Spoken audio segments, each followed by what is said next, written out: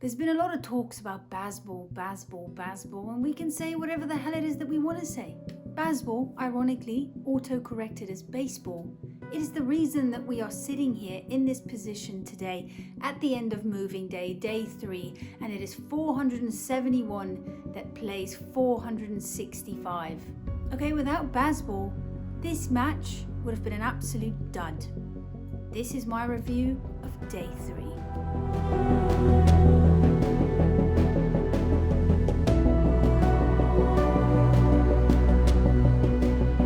Harry Brook was given a life last night on a no-ball wicket from who else but Jasprit Bumrah. I mean, you don't often see him stepping over the line, if I'm being honest.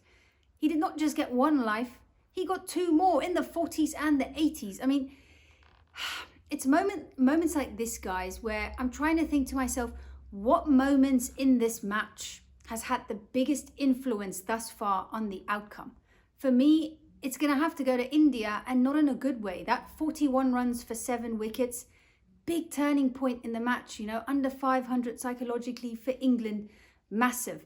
All of these drop catches, your morale drops, England gets momentum, everybody.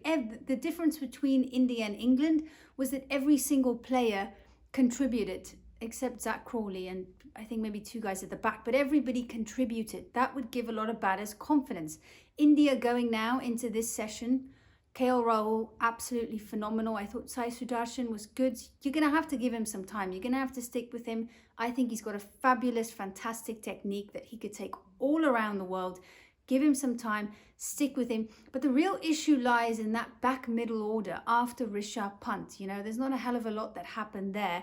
So that's something that those batters are now, they're going to be a little bit angsty, okay? Because Ravi Shastri set 300 runs minimum.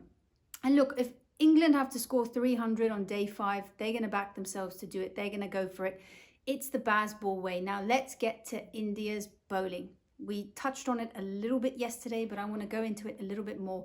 Let's just have a look at this bowling card because it is very, very problematic. Okay, yes, it's a flat deck. I get it. But if you are accurate and you are disciplined and your surname is Bumrah, then you can find success. Pfeiffer, he probably should have had 15 wickets in this innings. He was absolutely phenomenal. Now I want to take this even further because, okay, yes, let's look at this again. Look at these economy rates, absolutely unacceptable. Again, I know it's a flat deck, but they just did not really bowl well, okay? They didn't bowl well, all the other guys. Jadeja, it's fine. He's going to have his chance to play his part. He's going to play a big part because I do feel like this pitch is going to start deteriorating more and more. And he already got some turn today and a little bit yesterday.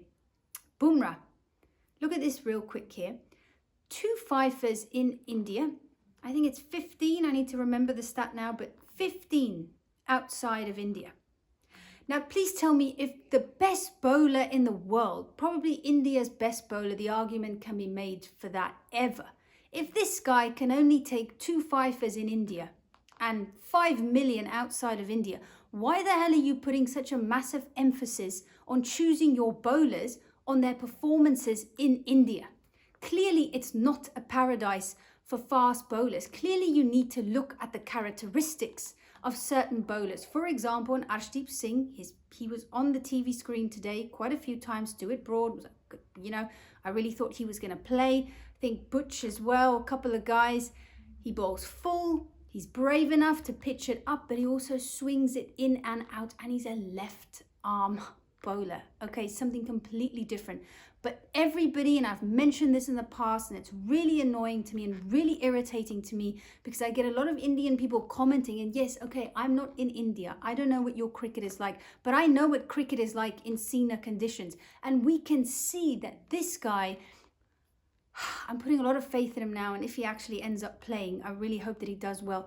But he's got everything that you need to do well in these types of conditions. So why are you looking at his stats in India when even Bumrah, his stats in India aren't really as great as his stats outside of India? So that's a big point that I really, I don't know. What are you guys' thoughts on that? India are going to have to bowl last. I still think that's going to be a big advantage for them.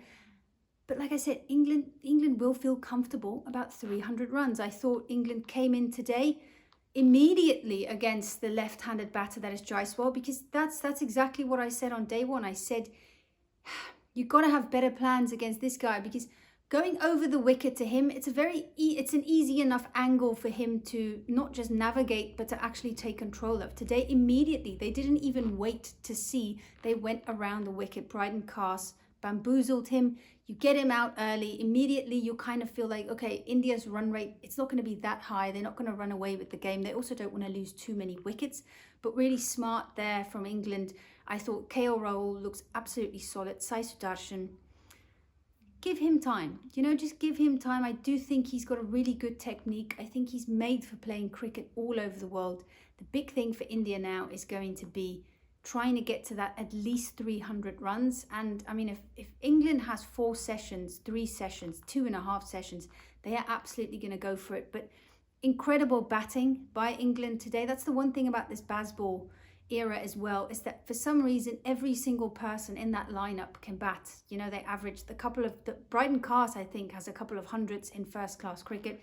So these guys bat deep. So as the series goes on, India are also going to have some real plans to get rid of these tail enders, because I have a feeling, I don't really call them tail enders, but they can become very, very annoying for India. But again, fantastic day of cricket.